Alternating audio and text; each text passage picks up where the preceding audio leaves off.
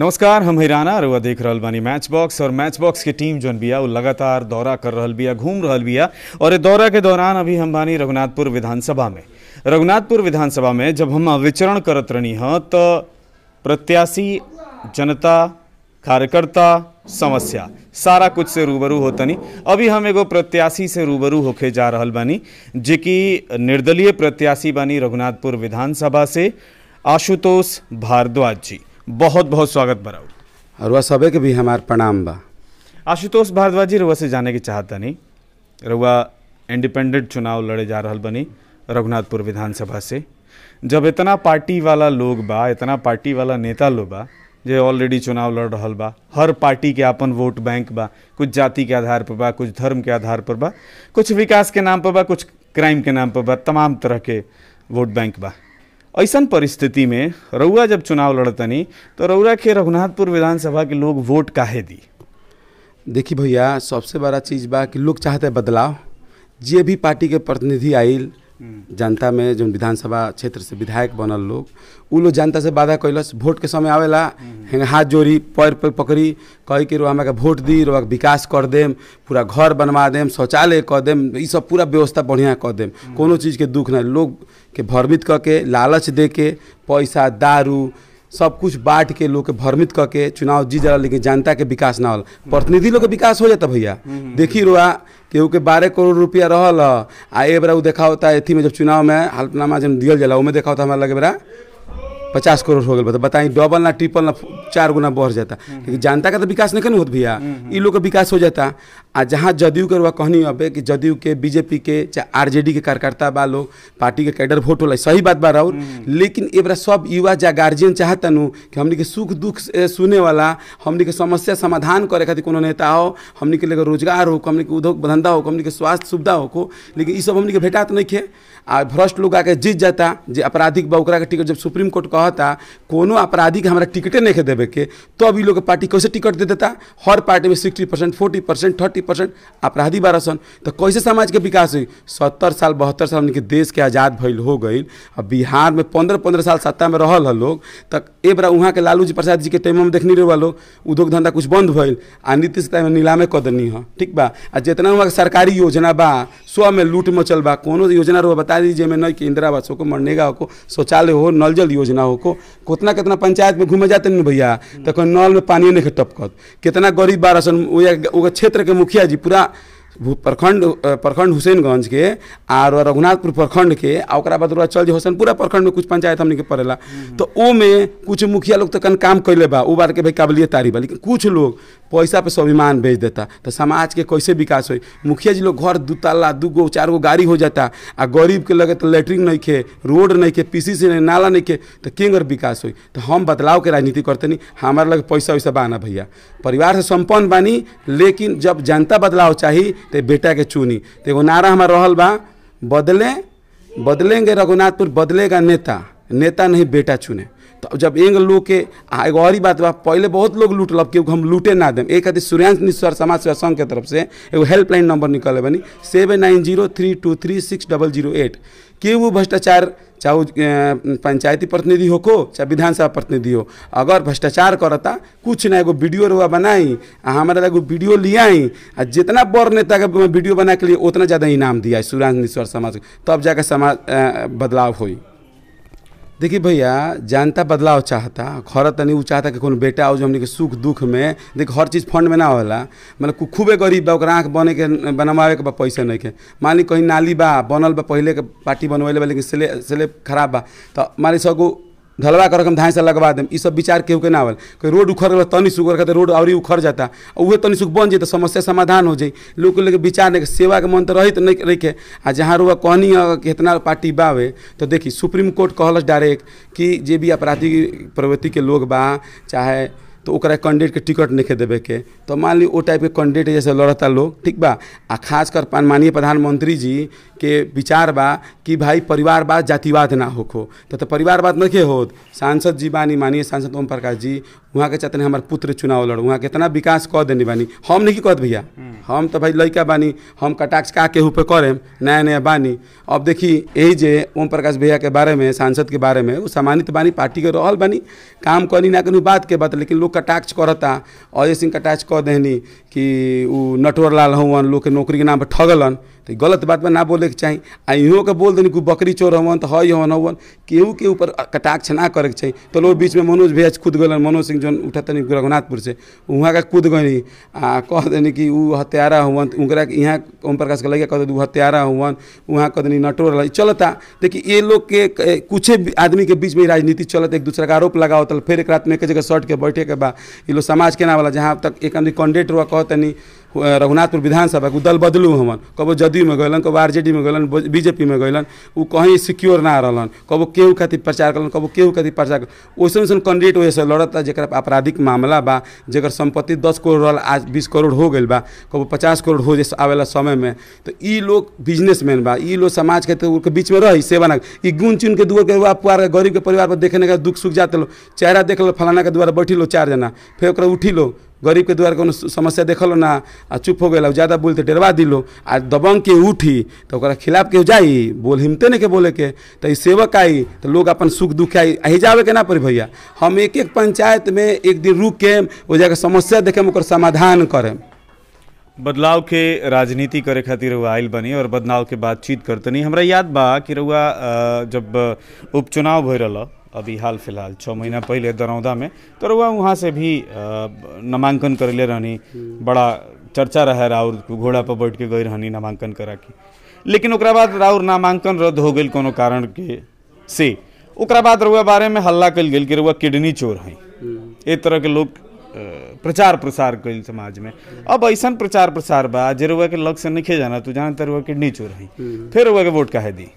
अब बताओ धनी बात ही बा, जब लोग के हम मतलब अपने बारे में परिचय देते, हमें सिविल इंजीनियर बानी, बाहर जॉब करत रहनी है, तो कभी आउट ऑफ इंडिया मतलब अजरबैजान एगो कंट्री बा, उजा जॉब करे चल गनी जॉब करे, तो गई तो उजा कुछ एजेंट उजेंट तरसन, इंडियन लड़का के चाहे दूसरा मुल्क के लड़का के फंसावसन, आ फंसा के पैसा चीट करसन। अच्छा लड़की जो जासन नौजवान ओकनी के धोखा से ले जाके ओकन के वेश्यावृत्ति में चाहे मतलब वैसा बेच दसन। तो अब वो हमू गनी एजेंट हमारे पैसा वैसा लूट लेलस, जब लूट लेलस तो ओकरा कहनी के भाई हम कंप्लेन करम, तो कहलस कि जान से मार देम। तो हमको जब मरही के बा तो मालिकनी के तो बचला काम नहीं कि तुझे कानून बा कि अगर वह के कंप्लेन करता नहीं तो वो अरेस्ट हो जाए, तो रहो के रखी पूछताछ करी, लेकिन रहा के दूसरा अपना मुल्क में वापस ना जाए दी।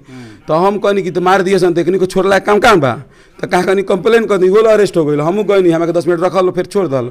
वो जाके लोग हमारे इतना हेल्प कर, माई बाप के हमारे 5-10 लाख रुपया लागल, हम गए पढ़े खातिर, MBA करे खातिर, बीटेक कल सिविल से MBA में एडमिशन करानी, जल्दीबाजी में एडमिशन करा लेनी।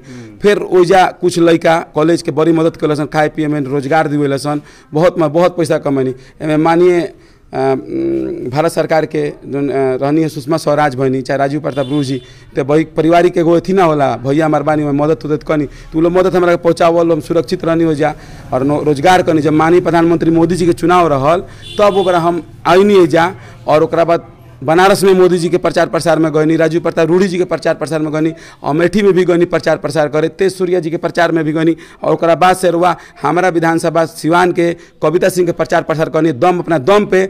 जब अजय सिंह पर लोग आरोप लगेलस कि जने वाला, तब वहाँ के साथ ना छोड़नी, और ओकरा बाद से वहाँ के पत्नी के चुनाव जिता देनी। तो ओकरा बाद कुछ नेता लोग के नाम ना लेते, केहू के मान सम्मान के ठेस ना पहुँचम, यही कुछ नेता लोग अशब्द भाषा का प्रयोग कैलस, तब बतैलस कि हम किडनी बेचले बानी। मतलब जबकि हम ये लोग के इलाज करावे ले गए रहनी, साजिश कह के हमें बदनाम करे खातिर, देखल कहाँ से लड़का आ गई, अचानक लोग के सेवा कर लगल कि नेतागिरी में हम तो सेवा कर, राजनीति से हमारा कोनो लेन देन ना रहा भैया। कब हम सूर्यांश निस्वार्थ समाज सेवा संघ से लोग के सेवा करत रहनी है, तो अब वो में लोग के अखरत रहल, तो ये लोग हमरा के बदनाम करे लागल। तो जानते नहीं जैसन कर्म करी वैसन फल पाई।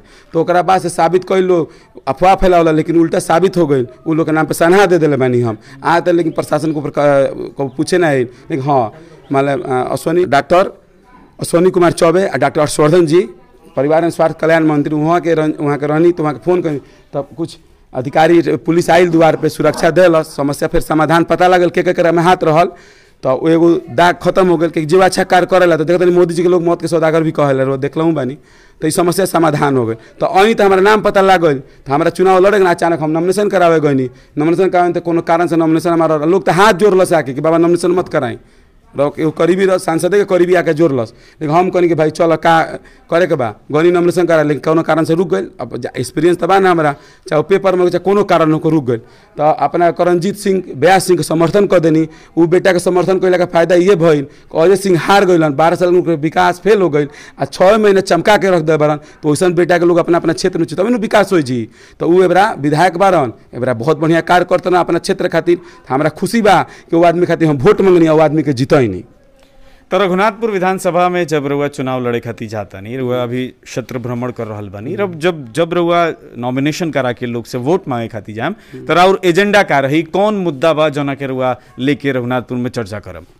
सबसे पहले भैया हमारा मुद्दा ये रही, जब हमारा घर के चाहे हमारा समाज के हमारा जे भी लोग बा खेत में शौच के लेके जाता, लेकिन ओकरा सरकार के जितना भी योजना हो तो ओकरा मिलत नहीं के, तो पहले शौचालय हर पंचायत स्तर पे एगो शौचालय के निर्माण करम, जगह 5 गो महिला 5 गो जेंट्स के रही।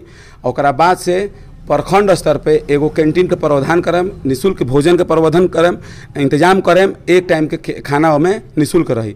ओकरा बाद उहे प्रखंड स्तर पे एगो ओकरा कैंटीन के बगल में एगो ऑफिस के निर्माण करम भैया, और ओमे देखे में रहुआ ओमे जाति भइल, निवास भइल, आय भइल, ओकरा बाद पैन कार्ड भइल, आधार कार्ड भइल, ओकरा बाद से जितना सरकारी ओकरा बाद से नल जल योजना, पीसीसी नाला जितना सरकारी योजना बा उ सब निःशुल्क लोगों के सुविधा दियाई, ओमे कहीं भी 1 रुपया के दलाली ना होके दम भैया। एगो 3 गो हो गई। अगर शिक्षा में भैया पूरा प्रयास करें कि या जितना प्रखंड में हमारा में कहीं एगो विश्वविद्यालय के चाहे कम से कम बढ़िया एगो विद्यालय के निर्माण जैमें हर शिक्षा के चाहे इंजीनियरिंग करे के चाहो चाहे कुछ भी चाहो वो के निर्माण के पूरा प्रयास करे ना होई तो हमारे संपर्क दिल्ली में बढ़िया बा, तो लोग से कहें प्राइवेट सेक्टर में कि आवो लो भैया आ फ्री एजुकेशन दल लोग आ संस्था के माध्यम से कि लड़का सन के हर तरह के होको। एगो ई होगा शिक्षा के। स्वास्थ्य में भैया देखिए बेरा इतना बार का बिहार क्षेत्र बा हमने के बाद न भैया पूरा जिला बा, आज के हार्ट अटैक हटाओ तो न भैया चाहे कैंसर हो जाता तो हमने के पहल का इलाज कहाँ के लोग डॉक्टर देखम सिवान में तुरंत के गोली लागल रेफर कर दी, पटना तक गोरखपुर जाता आदमी मर जाता। कैंसर का होता कोनो बीमारी होता तुरंत रेफर करता यूपी के दूसरा राज्य में, चाहे हमने के इजाजत की व्यवस्था हमने के जिला में एगो बेहतर व्यवस्था रही है स्वास्थ्य के, तो हम अपना प्रखंड स्तर पर चाहे जिला स्तर पूरा प्रयास करें कि प्रखंड स्तर पर या अपना रघुनाथपुर विधानसभा क्षेत्र में कि वहाँ पे स्वास्थ्य के बढ़िया सुविधा हो, लोग के राहत मिलो, लोग के एगो उम्मीद जगो, एगो ई कार हो गई। शिक्षा कह देनी, स्वास्थ्य कह देनी, उद्योग धंधा रोजगार, जितना रोजगार खातिर पैदा कर सकी उतना रोजगार पैदा कर, युवाओं के जोड़ेम, युवाओं के जो काबिल युवा हो को जेकरा के लगे कुछ प्लानिंग हुई तो ठीक बा, ना तो हम कुछ आइडिया देम, वो आइडिया पर लोग कर लो तो हमारा जो अगर जीत के होते जो हमारा सैलरी मिली वो हमारा ना चाहिए। देखिए महिला शादी कर इंजीनियर से बियाह कर बड़ी उनका 10,000 दिन को तक इतना काम चला लो ना जी, और ये जनता के सब पैसा लगा देवे हमारा सेवा करेगा भैया। पूरा वो लोग मतलब गाँव के जनता के अच्छा पूरा रघुनाथ विधान में लोग तत्पर रहेगा सेवा खातिर भैया। एक तरफ जहां पार्टी के लोग बा, एक तरफ जहां एनडीए के सरकार बा, आगे पता नहीं केकर सरकार बनी, एनडीए के बनी कि महागठबंधन के बनी, तो एक तरफ जहां पार्टी वाला लोग बा, इतना सारा नेता इतना बड़ा पार्टी के साथे लोग सरकार बनाई, रउआ निर्दलीय मान ली कि जीतियो जाता नहीं, तो कैसे संभव बा कि सरकार में रहत लोग के रउआ बात ना मान के रउआ अकेले नाद के इशारा कुछ कर सकत नहीं? कितना कर सकेला एगो विधायक? देखिए भैया विधायक जो फंड मिले नो अगर रियल बोलते हैं भैया ईमानदारी से काम कर देनो भैया तो विधानसभा चमका दी। 3 करोड़ मिलेला एक साल में, तो 3 करोड़ भैया कम नहीं, लेकिन ईमानदारी से कहाँ होता। अच्छा बताइए 3 करोड़ मिलल बनू ये पंचायत में रोबे नहीं है। 37 गो पंचायत बा अपना रघुनाथपुर विधानसभा में, और 37 गो पंचायत के हर एक गाँव के घर 1-1 लाख रुपया देवल जाओ तो कितना आई? तो मान ली 37 गो पंचायत में तो 37 लाख तो ये हो गई, 37 लाख तो ये हो गई नो, तो 37 लाख मान ली शौचालय के समस्या खत्म हो गई, ठीक बा। कैंटीन के प्रावधान हम सूर्यांश निस्वार्थ समाज सेवा संघ के तरफ से करें। आ जोन है जोन कहता नहीं कि ऑफिसवा में कहनी है आधार कार्ड जितना ही सब बनी वो अपना सूर्यांश निस्वार्थ समाज सेवा संघ के तरफ से वो प्रावधान निःशुल्क के लोग के सुविधा खातिर व्यवस्था हम करें। तो उसमें तो कोनो बात नहीं, शौचालय में भी प्रयास करें कि सूर्यांश के तरफ, लेकिन रोड के नाला के पीसीसी के जितना काम करवाएं ना भैया पूरा कैमरा लगवा के ईमानदारी से करवाएं, ठीक बा ना भैया। चलिए बिल्कुल ईमानदारी के रुआ बात कर रहल बनी और ईमानदारी से होके के चाहिए। हम आवत तनी अगर रौरा गाँव में, चाहे हम हरिहास के से होके आई, चाहे हम पचरुखी से होके आई, रौरा गाँव में आवे वाला रोड जौन बाटे ओकर खुद बुरा हाल बा। जबकि पूरा विधानसभा में अगर घूम के रुआ देखी तो बाकी विधानसभा के रोड ठीक बाड़ी सा, लेकिन इहे रोड अगर बात कल जब तो इहे बड़ा खराब बा। का करे एकरा खातिर तो हम तो दिलहूँ बनी लिख के, और हम का कहीं हमारा तो मतलब मजाक लागत है कि मतलब सरकार इतना पैसा देता उनका नाक के नीचे इतना धांधली होता, और सरकार के सब बतैला के बावजूद पे उचित कार्रवाई नहीं हो तो लोग के विश्वास जनता जनार्दन बा जो हर बार विश्वास देखा लेकिन साथ विश्वासघात होता। तो दुख के बात बा।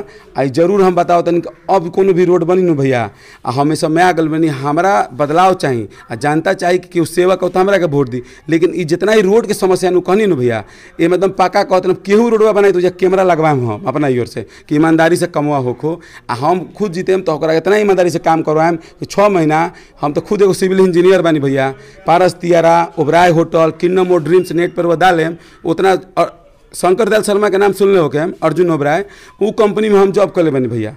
वो कंपनी में इतना सम्मान प्रतिष्ठा मिले। एगो सबसे पहला कंपनी IM एसोसिएट कंपनी रहल, ओकर MD बारी माधुरी शाह, उ लोग रिजमान भाई बानी, उ लोग के मतलब नीचे हम सीखले बानी। जीवन भर उ लोग के ऋण रही कि हमारे के इतना कुछ सिखावल लोग, और हम वह चीज़ या गाँव का अप्लाई करें यही खातिर हम आइल बनी कि बदलाव होको, गाँव के विकास हो, हर चीज़ के जो सरकारी सुविधा लोग के पहुँचो। जो नहीं वादा कह के लोग धोखा देता, बहुत पैसा आवता फंड में पंचायत स्तर पर चाहे कहीं भी आवत विधानसभा स्तर पर, लेकिन कार्य नहीं हो। अगर हो जेतनु वह पैसा ढेर हो जेत भैया। चलिए फिलहाल जैसे अभी कोरोना काल बाटे और दिन पर दिन नया नया केस आवल जाता और अभी बढ़े के चांस बा, अभी रुके के कोनो दूर दूर तक संभावना नहीं है दिक्कत जब तक मेडिसिन या इंजेक्शन नहीं बन जाते। बहरहाल चुनाव के डेट लगभग फिक्स बा कि चुनाव होके वाला बा अक्टूबर-नवंबर में, और केस बढ़ले जाता कोरोना के, और नेताजी लोग के दौरा भी शुरू हो जाता। आम जनता से का अपील करे कि चाहे कोरोना चुनाव दोनों के लेके? देखिए एगो तो पहल का बात कहे माननीय नीतीश कुमार के और चाहे चुनाव आयोग बा जितना भी विपक्ष पार्टी बा उ लोग के लास्ट पे राजनीति ना होके के चाहिए, चुनाव टाल देवे के चाहिए। 6 महीने के राष्ट्रपति लाग जी तो का दिक्कत हो जाए, 6 महीने राष्ट्रपति लाग जाए।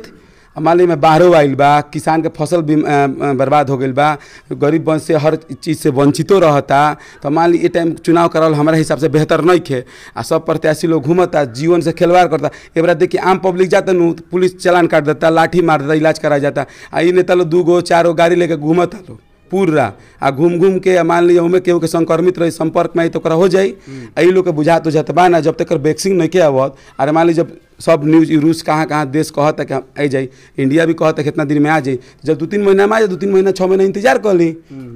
अब सबसे ये सब पे टाले के चाहिए, लेकिन मानत नहीं कर लोग का कहल जाओ। चलिए हमरा के समय देनी है और हमरा से बातचीत कैनी और ये बात कही अच्छा लागल। उम्मीद करते कि रहू हमारा टीम से मिलकर अच्छा लागल। बहुत बहुत बहुत धन्यवाद। और मुझे उम्मीद था कि आपका जो मतलब मैंने भी आपका बहुत सारा वीडियो देखा था, मुझे बहुत अच्छा लगा कि तनी हमरो भोजपुरी बोले के मौका मिलता। हमारा भोजपुरी आप बोले के हमेशा दूर रहल बनी तो तनी सीखत नहीं, कोई गलती भइल हुई तो सब हमें माफ़ करम। और मीडिया चैनल का बहुत बहुत धन्यवाद करते हैं। तो चलिए ये बदकूचन रहुआ सुननी, उम्मीद करता नहीं कि हमनी के जौन बदकूचन बा ये बढ़िया लागल होई। कैसन लागल कमेंट करके ज़रूर बताई। मैच बॉक्स के अभी तक सब्सक्राइब नहीं कैले तो कर ली। वीडियो देखला खातिर बहुत बहुत धन्यवाद।